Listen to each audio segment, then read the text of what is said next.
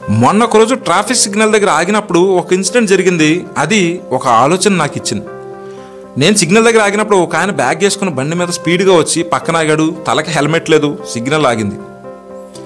Watch చూసుకున్నాడు, tension పడ్డాడు, sweating start అయింది. మళ్ళీ వాచ్ చూసుకున్నాడు, మళ్ళీ టెన్షన్ స్టార్ట్ అయింది. మళ్ళీ వాచ్ చూసుకున్నాడు, మళ్ళీ టెన్షన్ స్టార్ట్ అయింది. చాలా కంగారు పడిపోతున్నాడు. ఎక్కడికో అర్జెంట్గా వెళ్ళాలి. నాకు అర్థమైంది. చాలా టెన్షన్ పడుతున్నాడు. సెకండ్కి ఒకసారి వాచ్ చూస్తున్నాడు, టెన్షన్ పడిపోతున్నాడు. సెకండ్కి వాచ్ చూస్తున్నాడు, టెన్షన్ పడిపోతున్నాడు. ఏమైందబ్బా అనుకున్నా. మొత్తానికి సిగ్నల్ పడింది. ఇంకా అసలు ఒక రేంజ్లో స్పీడ్కి వెళ్ళిపోయాడు అనమాట. చూస్తూ ఉంటే అతను ఒక ఎంప్లాయీ లాగా అనిపించాడు. ఆఫీస్కి వెళ్ళడం లేకపోతే ఇంటికి వెళ్ళడం ఎక్కడో లేట్ అయింది. అందుకని అతను ఫాస్ట్గా వెళ్తున్నాడు. అప్పుడు అనిపించింది నాకు, అవును ఇప్పుడు ఒక అర్జెంట్ పని ఉంది, ఖచ్చితంగా వెళ్ళాలనుకున్నప్పుడు ఒక 10 నిమిషాల ముందు స్టార్ట్ అయితే ప్రాబ్లం ఏంటంట. ఒక 10 నిమిషాల ముందు స్టార్ట్ అయితే నీకేమైనా నష్టమా? నువ్వు 9ంటికి ఆఫీస్కి వెళ్ళాలి, ఖచ్చితంగా వెళ్ళాలి, లేకపోతే బాస్ తిడతాడు. నీకు జర్నీ ఒక 20 మినిట్స్ పడుతుంది.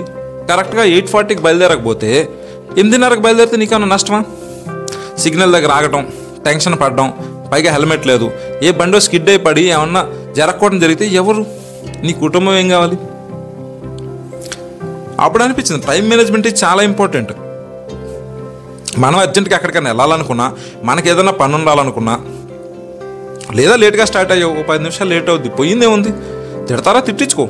యు ఆర్ ఎలిజిబుల్, ఎందుకంటే నువ్వు లేట్గా వెళ్ళావు కాబట్టి.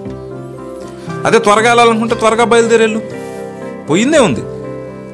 కానీ ప్రమాదం జరిగిన తర్వాత ఎవరు ఏం చేయలేరు. దానికి తోడు డ్రైవింగ్లో హెల్మెట్ లేదు.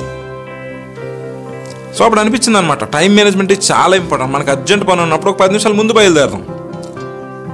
అండ్ ఇంకో పాయింట్ ఏమనిపించిందంటే, మనం టెన్షన్ పడుతున్నప్పుడు టైంని చూసుకోవడం వల్ల టెన్షన్ పెరుగుతుంది. ఎందుకంటే నేను ఫస్ట్ అతను చూసినప్పుడు అంత స్వెట్టింగ్ లేదు. కానీ ఎప్పుడైతే టైం చూస్తాడు, సిగ్నల్ చూస్తాడు, టైం చూస్తాడు, సిగ్నల్ చూస్తున్నారో స్వెట్టింగ్ పెరిగిపోయింది, టెన్షన్ పెరిగిపోయింది. ఎందుకంటే టైం అయిపోతుందన్న కంగారు వచ్చేసింది. అతను టైం చూడకుండా ఉన్నా కూడా వెళ్ళిపోయి ఉండేవాడేమో. సో ఇక్కడ చెప్పే పాయింట్ ఏంటంటే 2 విషయాలు. ఒకటి, టైం మేనేజ్మెంట్. ఖచ్చితంగా త్వరగా వెళ్ళాలనుకుంటే త్వరగా బయలుదేరాలి, లేదా లేట్ అయినా సరే తిట్టినా పర్లేదు అనుకుంటే లేట్గా వెళ్ళాలి, తిట్టించుకోవాలి. ఎందుకంటే నువ్వు అర్హుడివి, లేట్గా వెళ్ళావు కాబట్టి.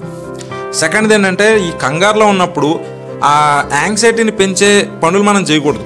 టైం అయిపోతున్నాడు, వాచ్ చూడడం వల్ల నువ్వేమన్నా కాలాన్ని ముందుకు మారుస్తావా, లేకపోతే నువ్వు వాచ్ని అతమానం చూస్తున్నావు అని చెప్పి సిగ్నల్ అయినా ఫాస్ట్గా పడుతా, పడే ఆ 30 సెకండ్స్ తర్వాత ఏదైతే టైమర్ కంప్లీట్ అవుతుందో అప్పుడే సిగ్నల్ పడుతుంది. సో లైఫ్లో కూడా మనం ఏదైనా సిచ్యువేషన్ని సక్సెస్ చేసుకోవాలనుకుంటున్నప్పుడు ఆ యాంగ్జైటీ ఎప్పుడైతే ఉందో ఆ యాంగ్జైటీని పెంచుకోకుండా న్యూట్రలైజ్ చేసుకోగలిగితే కొంచెం ఆలోచించే శక్తి వస్తుంది. ఎందుకంటే మనం తీసుకునే నిర్ణయాలు స్టేట్ ఆఫ్ మైండ్ మీద కంప్లీట్గా ఆధారపడి ఉంటాయి. నువ్వు ప్రశాంతంగా ఉన్నప్పుడు తీసుకునే నిర్ణయం కంప్లీట్గా వేరుంటుంది, స్ట్రెస్లో ఉన్నప్పుడు తీసుకునే నిర్ణయం కంప్లీట్గా వేరుంటుంది, యాంగ్జైటీ ఎక్కువ ఉన్నప్పుడు తీసుకునే నిర్ణయం వేరుంటుంది. సో ఓవరాల్గా చూసుకుంటే కూడా ఈ సిచ్యువేషన్లో నాకు అర్థమైంది ఏంటంటే, time sense is very important. నువ్వు ఎక్కడికైనా అర్జెంట్గా వెళ్ళాలనుకుంటే త్వరగా బయలుదేరు, లేదా లేట్ అయితే వెళ్ళి తిట్టించుకో. అంతేగాని దయచేసి ఇలా సిగ్నల్స్ దగ్గర లేదా రోడ్స్ మీదో స్పీడ్గా వెళ్ళి మీరు రిస్క్లో పడద్దండి, మీరు వెళ్ళి వేరే వాళ్ళని కొద్ది వాళ్ళని కూడా రిస్క్లో పట్టద్దండి.